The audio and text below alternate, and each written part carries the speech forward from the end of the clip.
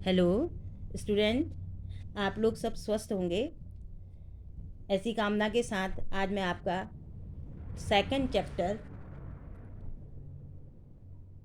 कविता के बहाने, जिसके राइटर हैं, जिसके लेखक हैं कुंवर नारायण जी, उसे समझाने की कोशिश कर रही हूँ। तो देखिए बेटे, इसमें ऐसा है कि दो पोर्शन है इस पाठ में आपके। एक है कविता के बहाने और एक है बात सीधी थी। तो ये पोर्शन, सेकंड पोर्शन जो है, ये डिलीटेड है इस साल के लिए। ठीक है, इस साल सीबीएसई की ओर से कोविड-19 की वजह से ये डिलीट किया है। इससे पहले वाला जो पोर्शन है, जो कविता के बहाने वाला है, ये वाला पोर्शन आपके सिलेबस में है और ये बोर्ड में आएगा भी इसमें से।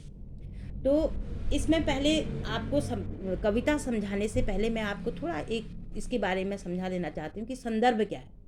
संदर्भ आप समझ जाएंगे तो कविता आपकी समझ में आ जाएगी, और संदर्भ समझना भी अनिवार्य होता है। ठीक है, देखिए, कवि जो है, इस कविता को लिखने का उसका कारण ये है कि वो कविता के वजूद को लेकर आशंकित है। कवि कहता है कि कल कविता का वजूद क्या होगा, कल कविता ऐसा तो नहीं है कि लुप्त प्राय हो जाएगी, समाप्त हो जाएगी।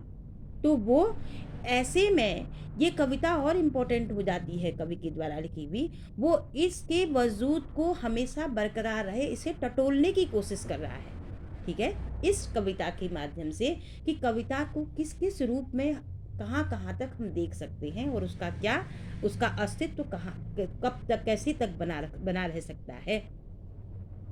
तो इस कविता के बहाने वो क्या कर रहा है, एक और प्रकृति की और दूसरी ओर उसकी उस कविता का कंपैरिजन कर रहा है, या उसकी उसकी तुलना कर रहा है किससे, बच्चों से, फूल से।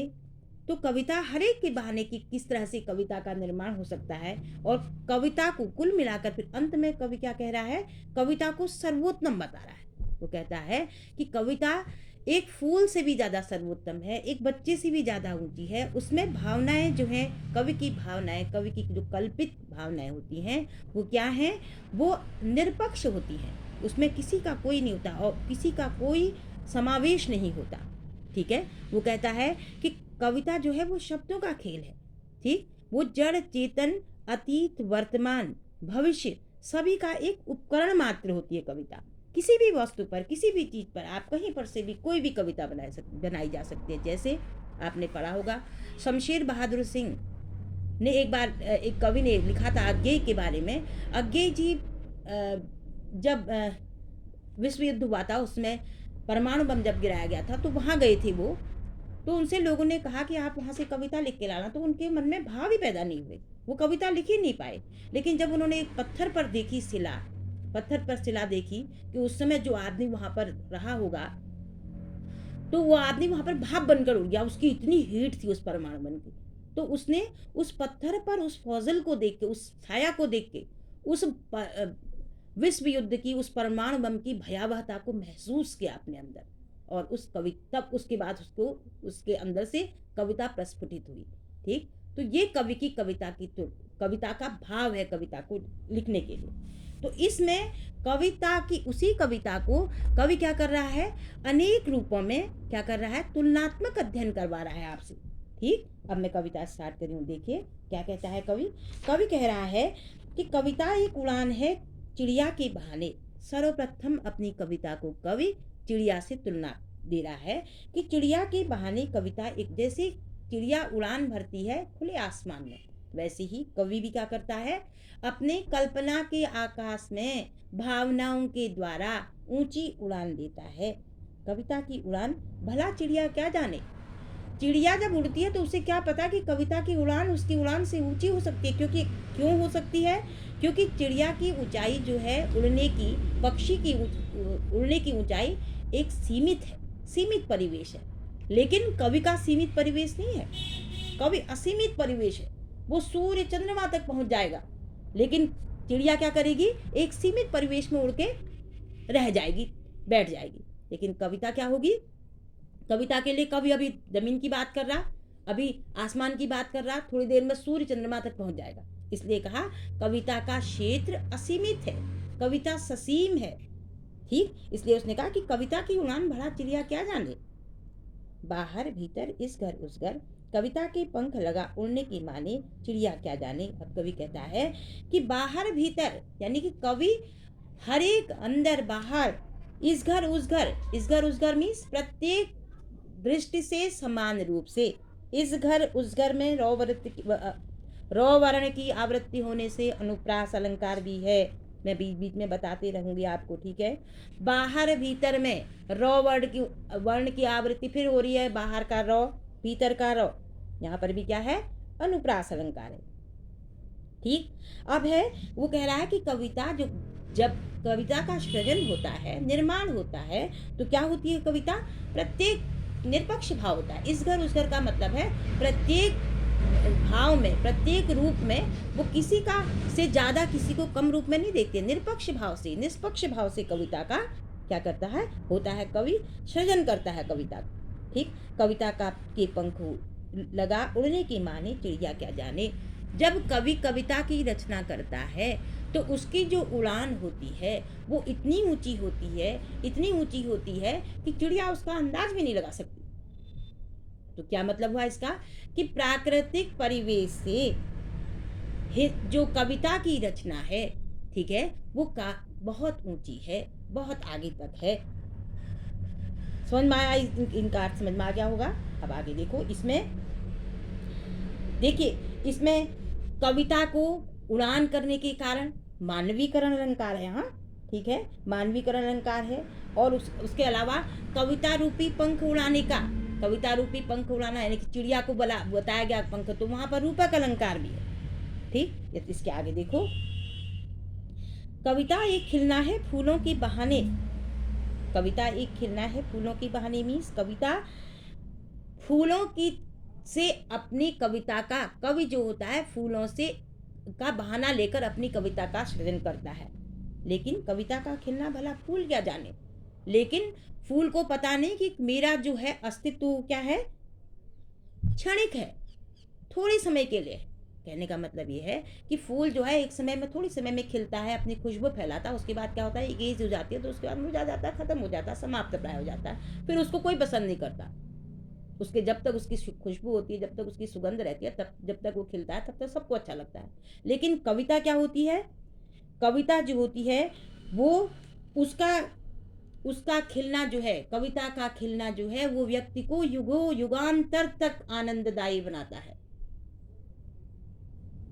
रामायण की रचना कब हो गई थी, किस काल में हो गई थी, वेद काल में, जब वेद रामायण की रचना, लेकिन वो आज भी हमें उतना ही आनंदित कर रहे हैं, हमें उतनी ही शिक्षा दे रहे हैं जितनी वो उस काल में उस समय के लोगों को दिया करते थे।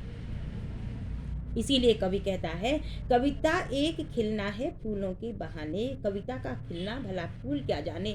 फूल इस बात को महसूस नहीं कर सकता कि कविता की उड़ान जो है, कविता का खिलना जो है, कविता का बनना जो है, उसका आनंद जो है वो हमेशा के लिए है। बाहर भीतर इस घर उस घर, बिना मुरझाए महकने के बहाने फूल क्या जाने।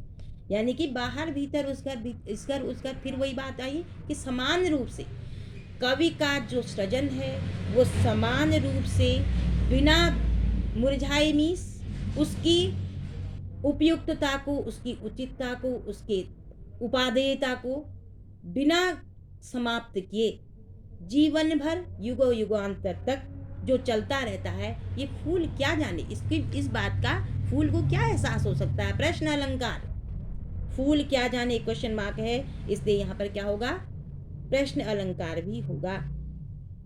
ठीक है, आया समझ में इतना। अब देखिए, फिर कहता है कवि कविता एक खेल है बच्चों के बहाने।